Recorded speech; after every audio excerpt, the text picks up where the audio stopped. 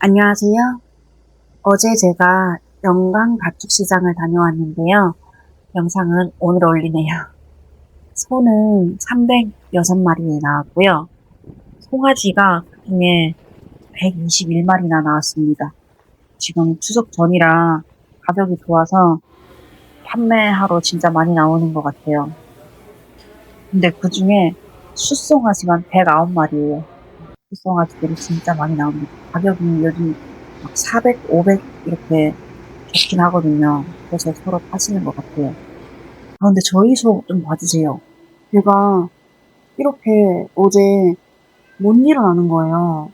저는 축사에 가면 소들이 앉아있는 애들을 일부러 제가 시비를 좀 걸어서 다 일어서게 해서 상태를 좀 체크를 하는 편이에요. 근데 얘가 너무 못 일어나서 제가 막 심장이 뭔가 철렁하는 느낌이더라고요. 아, 긴급조치를 가야 되나 막 이러면서. 근데 다행히 이렇게 엄청 힘들게 일어나긴 했어요. 왜 이렇게 일어나는 걸 힘들어하는지 모르겠네요. 다리 쪽을 살펴봤는데 이상은 또 없더라고요. 그래서 뭔가 모르겠어요. 얘를 털까지 살찌우고 등급 좀 올려서 하려고 우시장 예약을 다 취소해버렸는데 이렇게 일어나는 것조차 힘들어하고 아침밥을 안 먹었더라고요. 근데 다행히 이렇게 일어나서 또 풀은 잘 먹어요. 그러고 언제 그랬냐는 듯이 또 해맑게 잘 놀긴 하는데 저렇게 한번 일어나는 걸 힘들어하면 걱정이 되네요. 얘만 먼저 팔아야 될까요? 뭐야? 좀 살 덜 아프잖아. 찌우고 등급도 아닌가? 올리고 싶은데 왜 밥을 안 먹어? 걱정입니다. 고수분들 아시는 분들은 이 소가 왜 이러는지 한번 댓글로 좀 알려주세요. 아, 그러고 우시장에 비유구가 151마리 많이 나왔습니다. 근데 다 암소 비육이네요. 151마리 중에 150마리가 암소 비육. 굉장하네요. 번시구 같은 경우는 34마리만 나왔네요. 근데 저는 구경만 하고 역시나 안 샀습니다. 저는 추석 지나서 가격이 조금 떨어지지 않을까.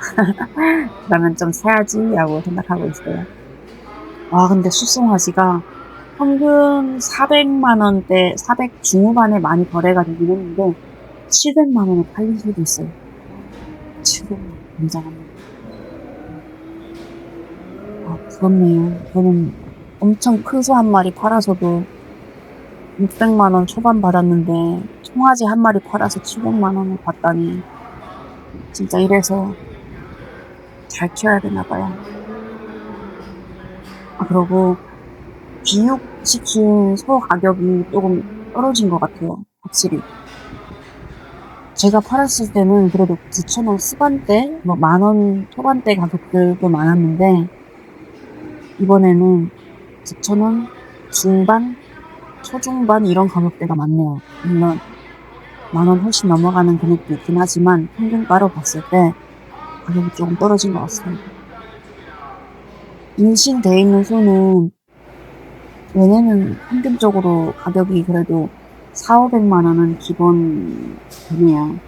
꾸준히 가격 받는 것 같습니다. 혹시 깨끗한 축산 뭐 이런 인증 같은 거 받으시거나 그거에 대해서 아시는 분들이 계신가요? 저는 몇 달 전에 깨끗한 축산 신청을 했었거든요. 그게 이제 농가의 그런 햇섭이랑은 완전 뭐 다르긴 하지만 그것처럼 다들 아시는 것처럼 뭐 햇섭 인증 이런 거랑 비슷하게 이게 난이도는 낮대요. 깨끗한 축산이 햇섭에 비해서는 들어가는 비용도 적게 햇섭 같은 경우는 뭐 컨설팅 비용이나 뭐 이런저런 인증받는 비용이 많이 들어가더라고요.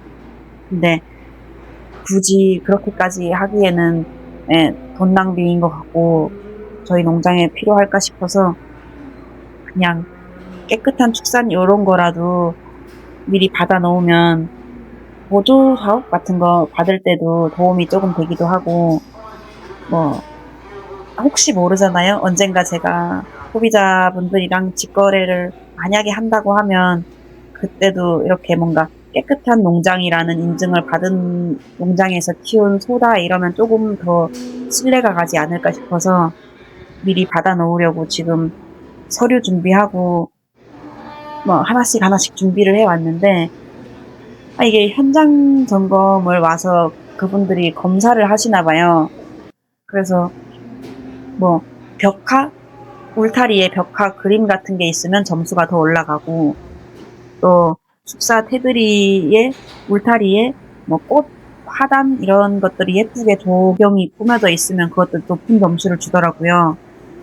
근데 사실 저는 꽃이나 나무 같은 거 아직 심을 여유는 못 되고 내년에 저희 집에서 먹을 야채를 테두리에 축사에 삥 둘러서 심을 예정이라 그거 인증 한번 받으려고 지금 잠깐 심어 놓는 건 너무 뭔가 눈 가리고 아웅 느낌이잖아요.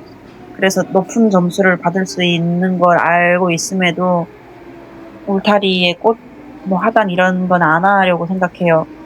당장 저희가 매달 들어가는 생활비를 조금이라도 줄이려면 야채라도 자급자족을 해야 좀 도움이 될 것 같아서 내년에 그렇게 좀 심으려고 하거든요.